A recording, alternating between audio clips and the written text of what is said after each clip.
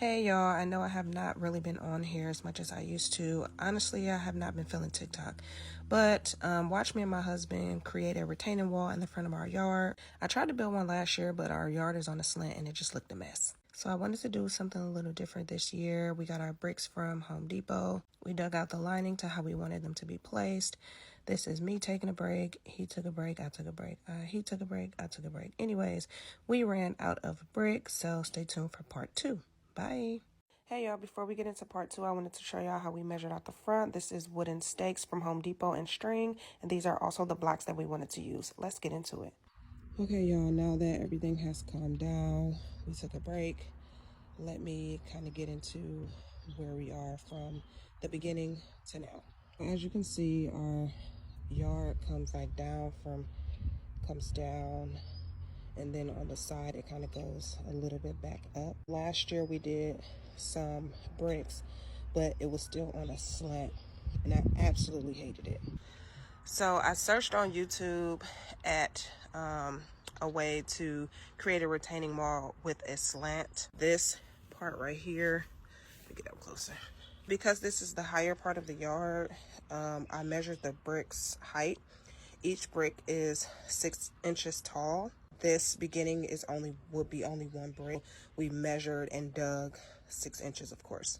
And then here towards the middle, and I marked everywhere. So I started, and then where I saw that it sloped down a little bit, I marked it. So from here to here, about right here, is 1 brick, and then here it starts going down. So this is 2 bricks here.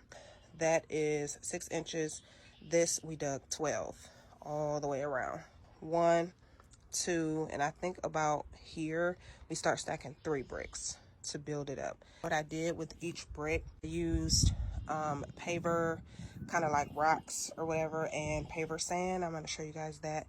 I also used a leveler because they all have to be, of course, the same level. Stack it up, put the leveler on. If it wasn't right, I would just add the paver rocks at the bottom. Use this, I should probably show y'all that too. Use this kind of like a stamper to even it out, and then put sand on it so it could stabilize the bricks. And that's pretty much it. Now I'm relaxing in my moo-moo. Stay tuned for part 3.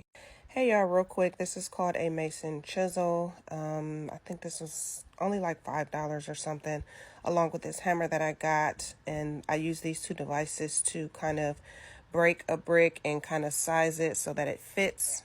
As you can see, I was able to use one of the smaller bricks that I wanted to use for the top to fill in that little area on the left. I'm also going to need it for that corner area that you all saw on the right, right there.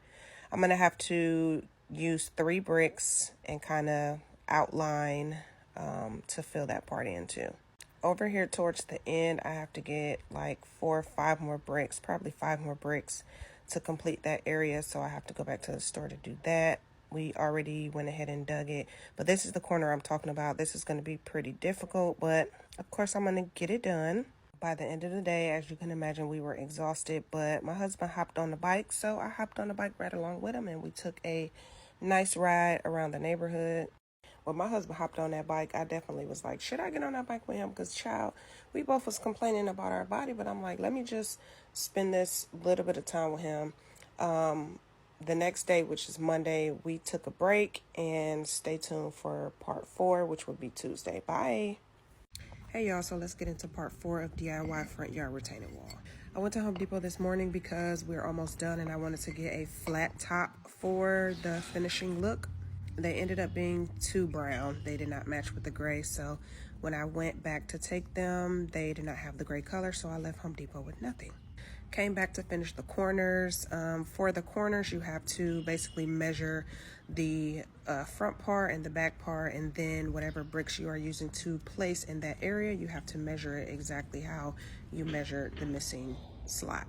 For the rest of the brick, after I made sure it was placed right and looked nice and even and leveled everything, I started caulking them to make them stay in place.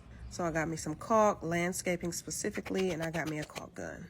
So after measuring the corners and marking the brick, I tried to use those cutting devices to cut the brick, but it was too thick.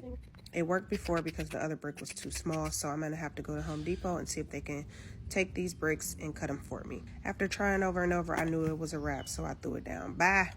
Hey y'all, let's get into part 5 of DIY front yard retaining wall. Now, why am I doing this by myself? Because people move too slow for me, and when I'm really focused and determined on doing something, I just don't like being bothered. I just do it.